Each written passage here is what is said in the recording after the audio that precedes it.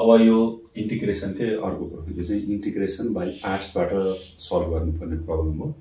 Integration of log x dx यो अरू तरिकाबाट हुँदैन। यसको लागि चाहिँ इन्टिग्रेसन बाई पार्ट्सको फर्मुला चाहिँ बताउनुपर्छ है। यो फर्मुला भनेको के हो भने जस्तै u इन्टु v को यदि हामीले इन्टिग्रेसन गर्नुपर्ने छ भने फर्मुला के हुन्छ u integration of v minus derivative of u integration of v अनि त्यसपछि यो होलको इन्टिग्रेसन फर्मुला चाहिँ बोकेर राख्ने पहिला है।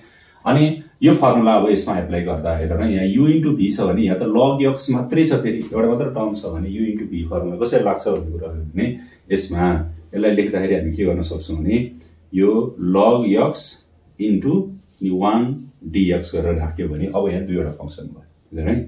यो अगाडिको फंक्सन हुन्छ लगारिथमिक वाला फंक्सन, अनि यो भनेको जुन कन्स्ट्यान्ट टर्म छ यसलाई हामी अल्जेब्रिक फंक्सन भनेर भन्छौँ।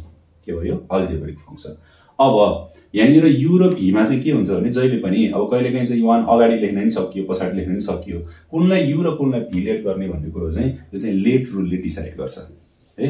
लेट रुल भनेको LATE लियल फर लगारिथमिक फंक्सन, ए भनेको अल्जेब्रिक फंक्सन, टी भनेको ट्रिगोनोमेट्रिक फंक्सन र ई भनेको एक्सपोनेन्शियल फंक्सन भने यदि अब यहाँ चाहिँ के छ लगारिथमिक फंक्सन र अल्जेब्रिक फंक्सन छ भने यो लेट रुलले के भन्छ भने u भनेको चाहिँ लगारिथमिक फंक्सन हुनुपर्छ र v भनेको चाहिँ अल्जेब्रिक फंक्सन हुनुपर्छ भनेको छ भने यो भनेको u अनि यो भनेको v हुनु पर्यो के अब है। जुन फर्स्टमा छ त्यही नै u हुनु पर्यो।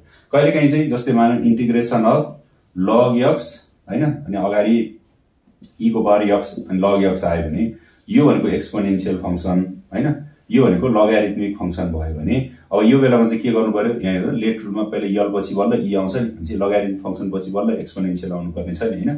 भने यो केसमा चाहिँ हामी के गर्छौं त log x लाई अगाडि लेख्छौं अनि e को पावर x पछाडि लेखेर यो भनेको u अनि यो भनेको v भयो भनेर त्यही अनुसार हामी u इन्टु v को फर्मुला एप्लाई गर्छौं माथिको।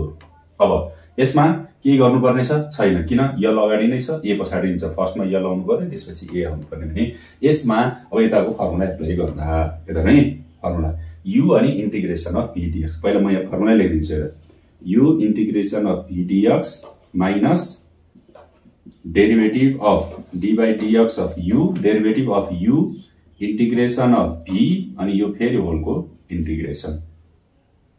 त्यसमा u भनेको कति रे log x, v भनेको 1 अब याद राख्नु है त u भनेको log x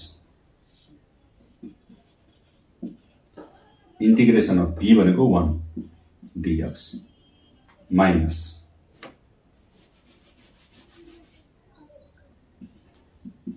ब्रैकेटमा du by dx भनेको d by dx अफ u को ठाउँमा log x फेरि इन्टिग्रेसन अफ v dx भनेको 1 dx अनि फेरि एउटा के छ यहाँ dx छ इक्वल्स टु log x। अब 1 dx भनेको dx मात्रै हो, यो हामीले अघि न फर्स्टको क्वेशनमा पनि एप्लाई गरेका छौं हामीले हैन। डेरिभेटिभ र एन्टी डेरिभेटिभ मात्रै छ भने यसको आन्सर कति हुन्छ भने x + c हुन्छ भने यसको इन्टिग्रेसन कति हुने भयो त x हुने हो। यो x र x मल्टिप्लाई हुँदैन, यो फंक्सनै छुट्टै हो, यो log x हो, यो x यसको इन्टिग्रेसन आको छुट्टै भयो माइनस फेरि इन्टिग्रेसन। अब डेरिभेटिभ अफ log x को डेरिभेटिभ कति हुन्छ 1 by x हुन्छ भने यसको डेरिभेटिभ हुने हो 1 by x इन्टु फेरि यहाँनिर यति पोर्सन भनेको के छ त यो इन्टिग्रेसन अफ 1 dx भनेको इन्टिग्रेसन अफ dx के हुन्छ त्यसको फर्मुला फेरि x मात्रै हुन्छ, यो प्लस c लेखेर पर्दैन है, प्लस c चाहिँ लास्टमा एउटा मात्र राख्दिनु अनि बाँकी रह्यो कति यहाँ एउटा ठुलो ब्रैकेट अनि यहाँ dx बाँकी रह्यो। यो पोर्सनको रिजल्ट 1 by x, यो पोर्सनको रिजल्ट x अनि यो dx भयो।